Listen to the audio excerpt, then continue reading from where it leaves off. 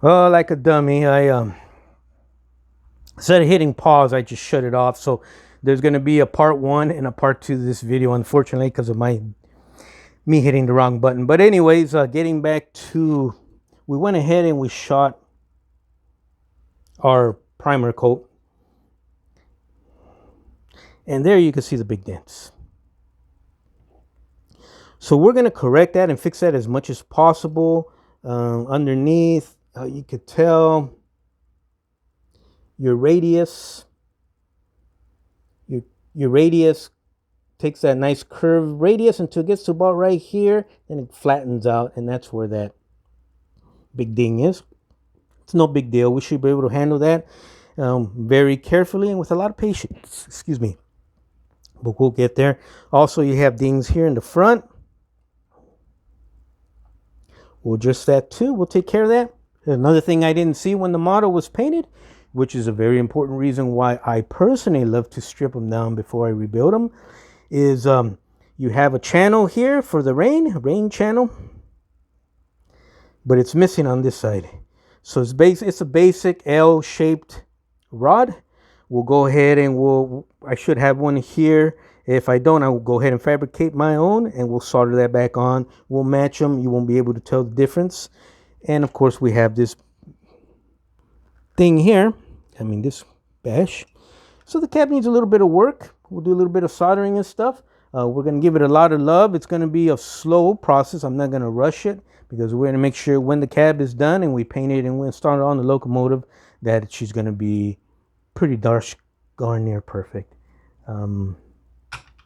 Here's our tender. No issues with the tender.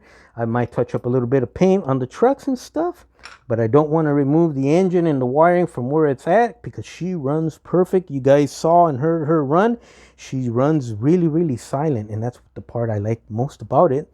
So we're going to come up with some cool mechanical connections for John to be able to just pop it on and pop it off with ease.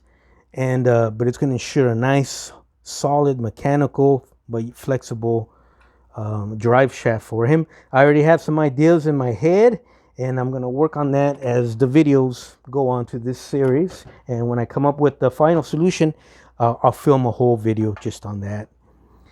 Tender body, there's no issues whatsoever.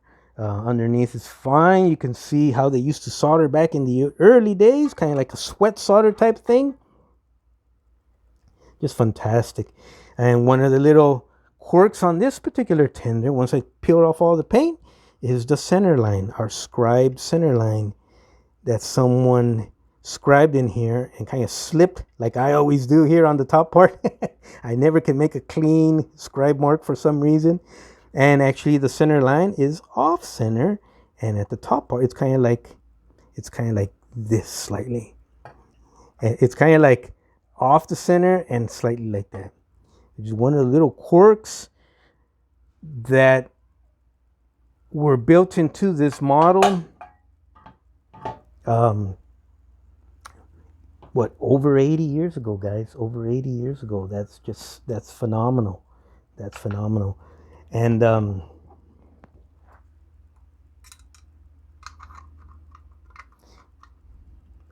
anybody expecting a quick series where I'm going to be popping out these videos? In this particular case here, that's not going to be the case. We're going to take our time with this one here.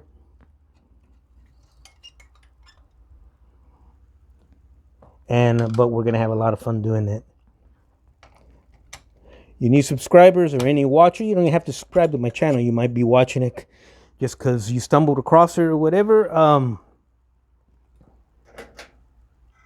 Everyone is welcome to chime in. You might have some good advice or some experience you went through, or you might even have some constructive, legit critiques or criticism. That's all welcome also. You know what? If I didn't love this hobby, if I didn't love doing what I'm doing here, if I didn't love my fellow modelers and old scale colleagues, I wouldn't be doing this. It's just that simple. You know, I'm close to retirement, just about done painting the house. I could be golfing or doing other stuff, but this is what I love. and sharing with you guys, sharing with others, having others share with me, having others help me out when I'm in a bind. The end result is beautiful models, or models who thought their heyday was behind them. Nah, man, we're going to bring her heyday back. John is going to be pleased, tickled as pink. Let me give him some close-ups, guys.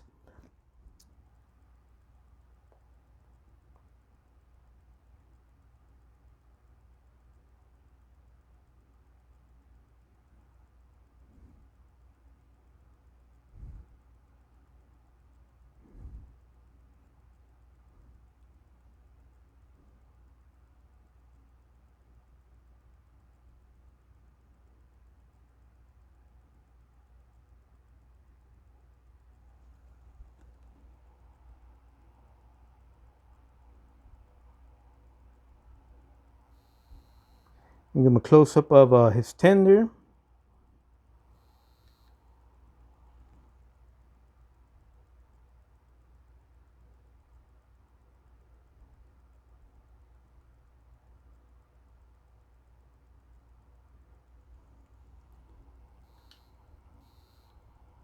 So think about it.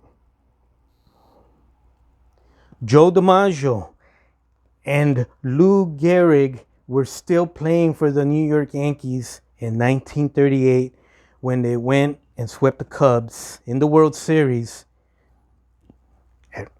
when this particular model was out and about and being talked about, being assembled or sold or whatever, sitting up on the mantle, whatever. Think about the history that ties along with this. You history buffs know exactly what I'm talking about, how history kind of tends to always tie into it. Well, we were reading this thing the other day in the last episode, and I stumbled upon the name of Joe Fisher, the guy that used to build the Fisher cars. And he was part of the early days of Old Skill, and I had no clue. Just wow. So you all take care. Have an amazing rest of your weekend. I'll try and put up another video before the week is up. I don't know what I'm going to attack next, but we'll figure that out. I had to clean the model first, get her nice and pristine. My hands are still black around the fingernails and stuff, but I'll eventually get that out. It's a beautiful hot July summer Sunday out here in sunny Southern California on your outpost on the West Coast. And once again, I want to thank everybody who watched and is watching these videos. If I get in a bind or you guys could throw in your 2 cents, please feel free to pop in. No big deal. Both me and John Lyons would appreciate that. And remember, I want to say hi to the following new subscribers whose name is going to live forever now, because the internet is forever right here on the Florentino Rebuilding Network company, the YouTube network. Owen Concord, Cat Girl Steam, Wet Dixie Belle Lingerie, Lena's Fruits, and Steve Gardner. Thank you for subscribing. You all take care. Have a blessed week. Bye.